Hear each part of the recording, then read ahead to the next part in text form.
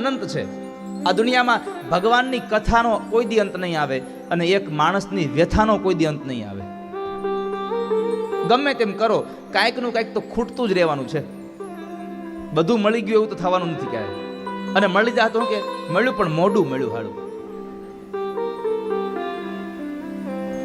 તો ભગવાનની કથાનો અંત નહીં આવે, એ માણસની વ્યથાનો અંત નહીં આવે કોઈ દિવસ. પરમાત્માએ સુખદેવજી મહારાજ રાજા પરીક્ષિતને 2 અધ્યાયમાં રામચરિત માનસની કથા કહે. આપણે રામ જન્મ કરાવી અને સીધા તમને મારા ગોકુળમાં લઈ જવા છે. કેમ કે મને ખબર છે હવે તમે થાક્યા છો. થાકી ગયા છો ને? સાચું કેજો.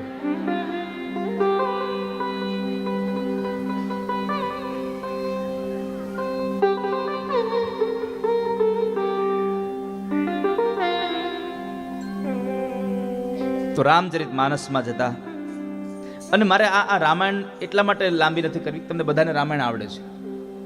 કેટલા લોકોને રામાયણ આવડે? જરા હાથ ઊંચો કરો.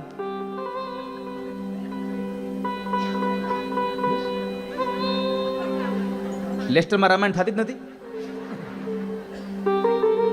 થાય છે ને રામાયણ અહીંયા દરરોજ ને? ઘેરે ઘેરે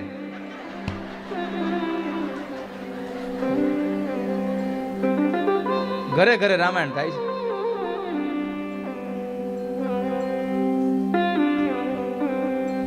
પણ હું જે રામાયણની વાત કરું છું એ રામના જન્મની કથાની વાત કરું. હું તમે રામાયણ સમજો એ વાત નથી કરતો. અવધપુરી રઘુકુલ મની રાવ, વેદ વિદિત તેહિ દશરથ નામ, ધર્મ ધુરંધર ગુણ નિધિ જ્ઞાની, હૃદય ભગતિ મતિ સારંગ પાણી. જેના હૃદયમાં ભક્તિ ભરી છે, મતિમાં સારંગ પાણી છે, જેના મનમાં સતત ભગવાન છે, એવા અયોધ્યાના રાજા દશરથની ઓળખાણ આપી અવધપુરી રઘુકુલ મની રાવ. અને 3 રાણીઓ છે. કૌશલ્યાદિ નારી પ્રિય, સવયા ચરણ પુનીત,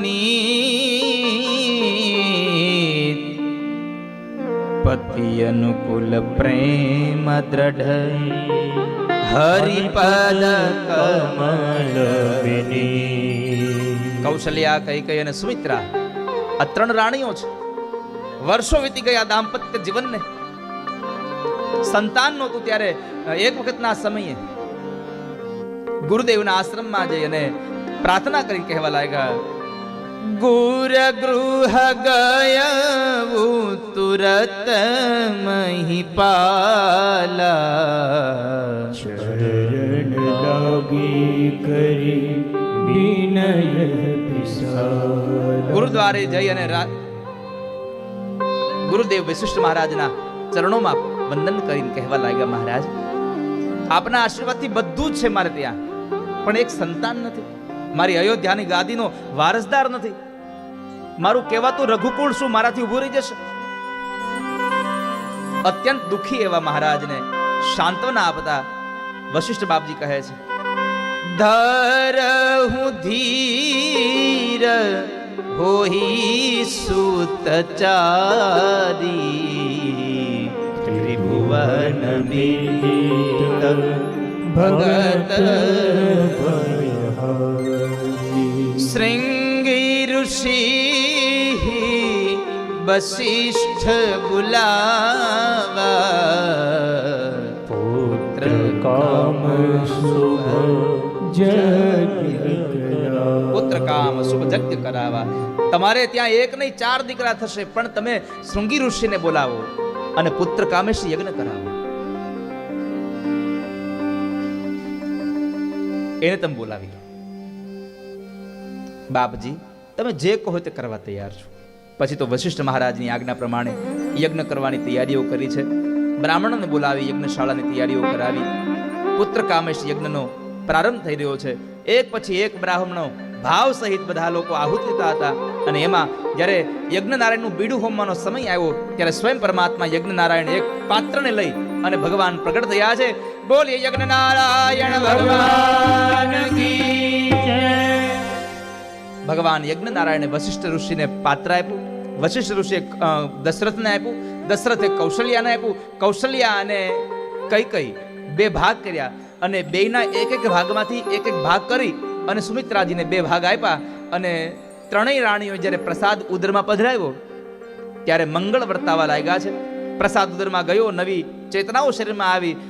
એહી વિધિ ગર્ભ સહિત સબનારી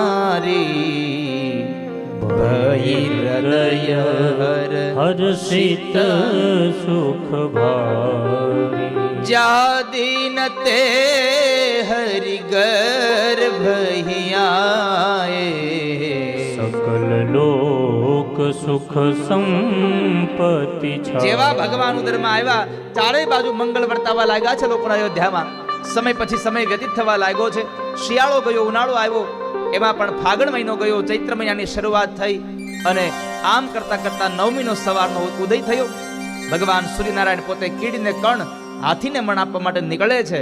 અને એવા સમયે જોગ લગન ગ્રહ બાર તિથિ સકલ ભય અનુકૂલ ચરયરુ અચર હર્ષ જુત રામ જન્મ સુખમો.